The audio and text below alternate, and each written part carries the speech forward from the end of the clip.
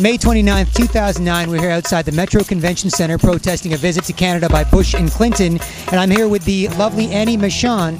Ms. Machon, could you please tell the people at home who may not know a bit about yourself? Yeah, I started my working life as an MI5 intelligence officer, and in the 1990s blew the whistle on a whole series of crimes and misdemeanors committed by the spies in the UK, along with my ex-partner David Shaler. The case that made us quit, actually, was a false flag terrorist attack where MI6, which is the sort of intelligence gathering wing of British intelligence, funded an Al-Qaeda cell in Libya to try and assassinate Gaddafi. And it was illegal under British law, and innocent people died. So we left and we blew the whistle. We had to go on the run around Europe. David went to prison twice, and many of us were arrested around this case, including some journalists. And yeah, it's a bit of a sad story, really. But since then, I've become a very strong peace activist, and I've also been involved in building the European 9/11 Truth Movement. Fantastic. So we here who study this type of information are fascinated by what spies do. So what did you do at MI5, based on what you can talk about, obviously, or all that stuff? But can you tell us a bit about what it was like being an MI5 agent? Yeah. Well, there's a split, actually. You're an MI5 officer if you work for them. The agents are the people you run into organisations to infiltrate them. But so if you're an officer, it's mainly office-based. And you have targets that you have to investigate. You have an array of different ways of investigating them, like human agents, telephone intercept, bugging their phones, that sort of thing. And then you have to assess the information that comes back and then take action, recommend a course of action, be it an arrest or further investigation or whatever. Sometimes you do go out and do more of the James Bond stuff with some of the gadgets, and also debriefing agents in safe houses and things. So potentially, you know, it could be a good job where you're doing something that can help protect your country and stop people dying needlessly. However, if you're working for an organisation where you then see them getting involved in terrorist attacks and blaming it on innocent people, then that's not the sort of organisation that I certainly want to work for. So that's why I left and blew the whistle.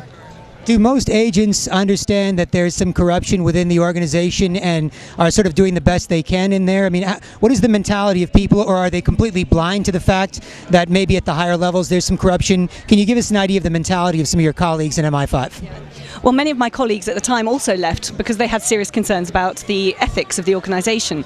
Most of them, though, were sort of bogged down with families and mortgages and things. So they couldn't blow the whistle and go on the run. But no, MI5 is a very closed world. It's a self-perpetuating oligarchy where the people who ask questions and have concerns tend to leave, and the ones who stay tend to be the yes men, and they just progress up to the top.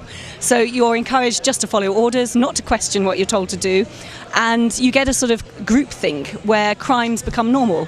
For example, there's been a lot in the press recently about torture and how intelligence officers have participated in that, both in the CIA and also a number of British cases where MI5 and MI6 officers have been involved in that. And I find that particularly difficult, because how you get idealistic 20-somethings joining up to do their best, making that sort of moral journey to being people who'd be involved in torturing another human being, I don't know. But I think that comes down, again, to the groupthink.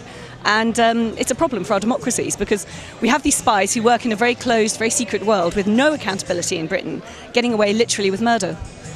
Absolutely, and with respect to this, how do they, I mean, if I wanted to join MI5, MI6, or the CSIS or the RCMP here, and I assume, by the way, MI5 is more like the FBI in the States and MI6 is like the CIA?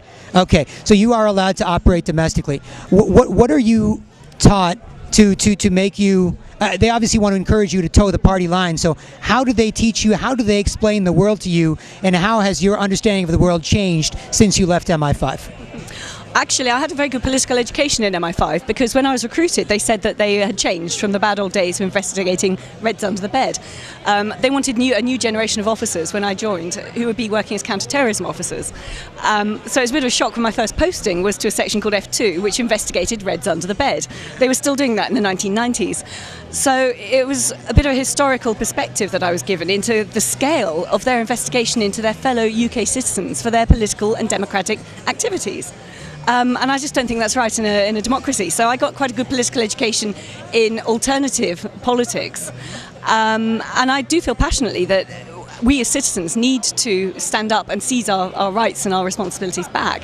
At the moment, we've become pretty much passive consumers of mainstream politics, and what we need to do is get active and start questioning again, and hold our governments and our spy agencies and our media as well to account, because the media is not doing its job anymore. The mainstream media is not holding the establishment to account. It's actually part of it, which is why we get these sort of lies that take us into illegal wars, why war criminals like George Bush and Tony Blair are let off the hook, why the international law is not being applied in an even manner.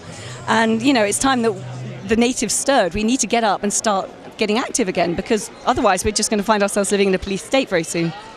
Well, you're out now and very vocal as a critic, so I want to ask you to make a judgment call. What percentage of the media or activist organizations or other organizations are infiltrated by intelligence agents as a ballpark estimate? That's a difficult one because it depends how much of a threat they see the actual group to be. So, for example, in the 1990s, we shut down in MI5 the study of left-wing activity pretty much. However, because the peace movement then gained a lot of traction and caused a lot of political embarrassment, I'm pretty certain that they are now being investigated again by the spooks and by the secret police. But we also have another problem in our democracies where we have private security firms, which are just burgeoning all over the place, where a lot of ex-spooks wash up. And these people are deniable. They don't operate within any sort of democratic framework. So we have not only the official spies, we have the unofficial commercial spies as well. And there's been a series of scandals in the UK of these groups penetrating peace activist camps, environment camps, that sort of thing. So it is pretty much a blanket ban, certainly in the UK. We have slid into a police state. There's all sorts of laws now that invade our privacy. And we have CCTV cameras all over the streets. They can listen into our telephone conversations. Over 800 public bodies can do that now, even though it was only supposed to be the spies and the police. Now even local town councils eavesdrop on our telephone conversations. They want us to carry ID cards. They can arrest us for no good reason, purely to ascertain our identity. And if you're a terrorist suspect, they can hold you without charge for 28 days.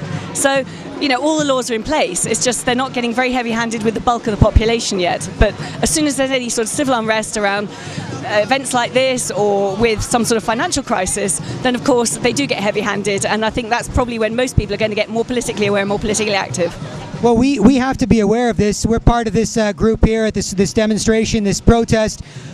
What would intelligence agents do if they were to take control of the leadership reins of these groups, or what would they do at an event like this? It's a tricky one for them to get involved in the leadership of any sort of group. I know there have been scandals both in Canada and the UK where that has happened.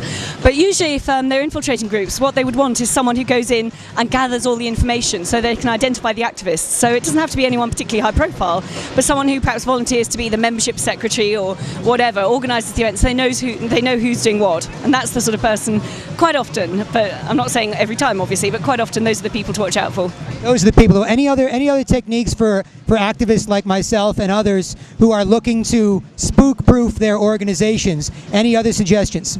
I'd be very, very suspicious of people who try and cause overt dissent within the group. People who just cause trouble, who bring in sort of fringe theories that can ruin the credibility of the group, particularly when the mainstream media is involved. And also people who go around accusing other people of being shills or disinfo agents or whatever. That is causing division, and that's a very old technique of divide and conquer. So I think we just need to be aware that that's a very dangerous path to go down and should try and stop people doing that. Well, fantastic. I was aware of your work first in the film Terror Storm by Alex Jones, and I've heard of your book Spies, Lies, and Whistleblowers. You're an accomplished public speaker, and you have a website? I do, yes. It's just www.anniemachon.com. Annie Machon, ANNIEMACHON.com. Ms. Machon, what are you speaking about these days? I'm doing a talk, I'm doing a national tour of Canada at the moment, 7 events, and I'm speaking in Toronto tomorrow night, looking at the recruitment into being a spy, what it's like to be a spy, and also all the crimes that I saw when I was there, but also what it's like to then blow the whistle, go on the run, have to live in exile and go through all the court cases, but then try and extrapolate out from that, which is a personal story, into some of the bigger issues which are still affecting the world of intelligence and government. So the lies that take us into war, the fact that the war on terror, this unending war on terror, is predicated on 9/11, which is certainly questioned by many millions of concerned citizens around the world, and many credible experts, high-profile experts, are now saying the official account does not add up. So I'm talking about that, and I'm also looking at how it's been misused with the crackdown on our freedoms in the name of fighting the war on terror. So quite a big picture. Well, listen, welcome to our country. I want to thank you. What advice do you have for Canadians with respect to resisting the forces behind the corruption in our society? I would say don't trust the mainstream media because they're bought and sold most of the time. Do your own research and then get active because you have a stake in your democracy. You do not want to be the generation that gives away democratic rights and our children have to live in a police state. Any final thoughts on the geopolitical situation today? There's many things in the news. We're entering into an age of crisis. So I'd like to know your thoughts on any current political situation that you'd like to share. I think we increasingly are looking at open communication, actually, with the sort of whole open source mentality on the internet, with the sharing of free flow of information with Wikipedia and things. And we have this amazing opportunity to use the internet as concerned citizens, as a global citizenry, to share information and get active and get mobilised and just inform ourselves. We've never had this opportunity before. We've always had the mainstream media as a sort of censoring blockage in the free flow of information. So let's make the most of it before the government shut down all our freedoms. Absolutely, at the right time, the greatest threat versus the greatest opportunity. Miss Annie Machon, I want to thank you so much. Thank you very much. Great stuff. Absolutely. Thank you.